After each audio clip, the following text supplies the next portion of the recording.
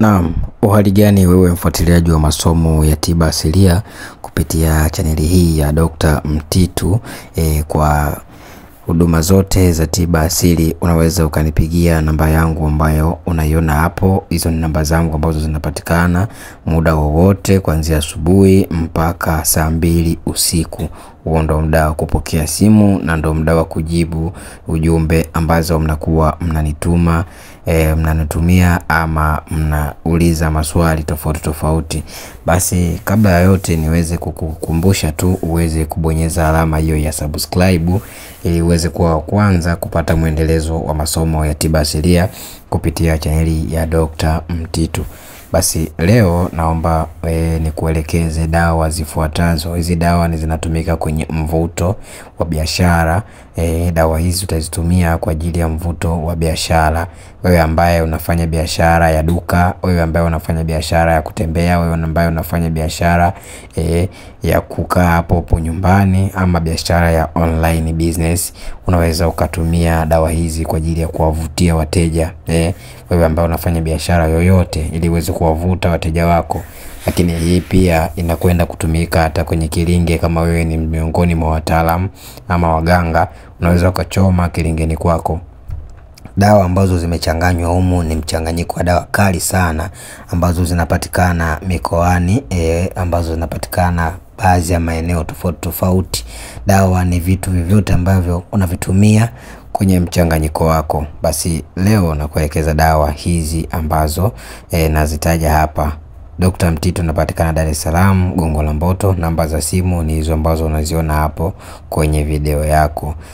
Sasa tuende moja kwa moja kwenye dawa ambazo zitatumika kwenye mvuto huu na utakuwa unachoma kila siku unapofungua ama unapofunga biashara yako. Kama wewe ni mtu wa biashara ya online, unaweza kuwa unachoma asubuhi na jioni nyumbani kwako. Kama wewe ni mtu wa kilingeni ama ofisini, unaweza kuwa unachoma asubuhi na usiku.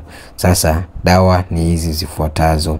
Utachukua mwenda, utachukua mkulungu, utachukua mkunganilwa, utaenda kutafuta mchanga wa kwenye stendi ya mabasi ama stendi yoyote ile ambako kumechangamka watu wanapita wengi kwa siku.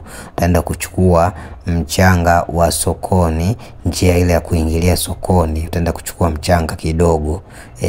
Utachota mchanga kidogo, utachanganya kwenye mchanganyiko wa dawa hizi. Utachukua ubani maka ama ubani mweupe. Utachagua moja, upate ubani maka ama upate ubani mweupe. Utachanganya mchanganyiko wako. Usisahau kuweka mwenda. Ni dawa muhimu sana kwenye mchanganyiko huu.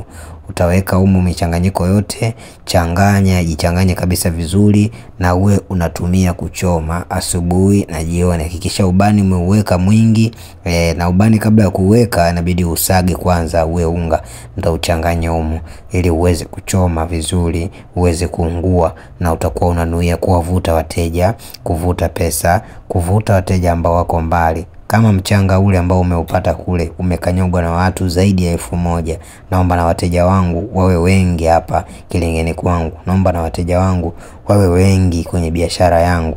Basi utanuia na utakuwa unatumia kuchoma hivyo asubuhi na jioni. Kumbuka wewe ambaye unachoma dawa inabidi uwe una mwili ambao uko vizuri. Yani inamaanisha kama hujaoga dawa, utafute na dawa za kukoga, uwe unakoga ili dawa unayochoma iweze kwenda vizuri. Basi Dr. Mtitu napatikana Gongo la Mboto mwisho. Namba zangu ni hizo hapo. Tunatuma dawa mikoani, tunatuma dawa nje ya nchi.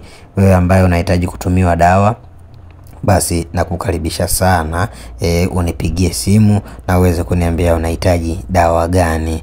Wewe ambaye unataka kufika ofisini, basi nakukaribisha sana nipigie simu na uniambie kama unataka kufika ofisini, nikupe maelekezo unapotokea na gari zinaposhukia upande gari gani ili uweze kufika ofisini kwetu. Basi tunauza dawa za jumla na rejareja.